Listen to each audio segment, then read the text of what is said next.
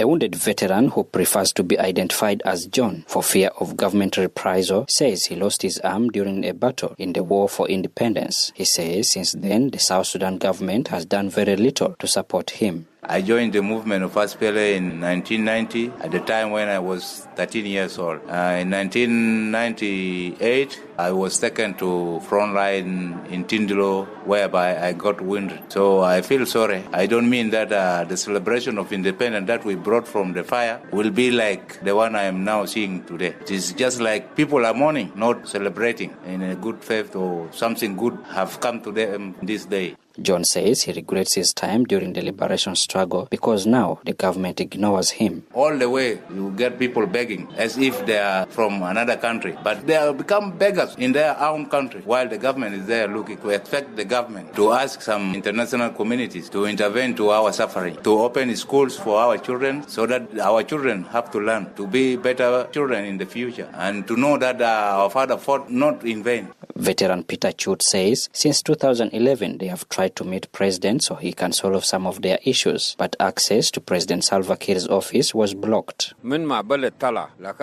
Since we got independence until today, 13 years now, and since years back we are in suffering. The campaign to have a new country, we did it. We divided the country and came to our country. Our documents are in front of the President. Until today, they didn't allow us to enter inside. People who are around the President cannot allow people to speak to the President. This is the cause of the problems in our country. Wounded heroes of the liberation do not have schools for their children. Orphans should have their schools because their fathers died here. They have the right. They should not suffer, and they should have schools for them to be the future of the nation.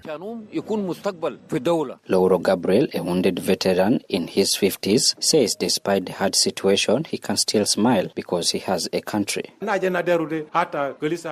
What we need to be assisted as wounded veterans. Since we no longer have energy, let the government think of us and stand strong with us so that we can stand with them. We were united, loved ourselves. We fought together. All South Sudanese tribes fought, not one tribe. Now we are wounded because of this land. We were wounded and people died because of our country. We are happy, though we have made 8 months without salary, but we are still standing with our nation. I am happy on this day we shall celebrate, even though there is nothing. In March, scores of wounded veterans stormed the finance ministry in Juba to demand payment of USD 10 million for their medical allowances. Major General Lu Roy Kong, the spokesperson of the South Sudan People's Defense Forces, criticized the wounded veterans for using force to demand the medical allowances. For VOA News, I'm Denis Logonyi reporting from Juba.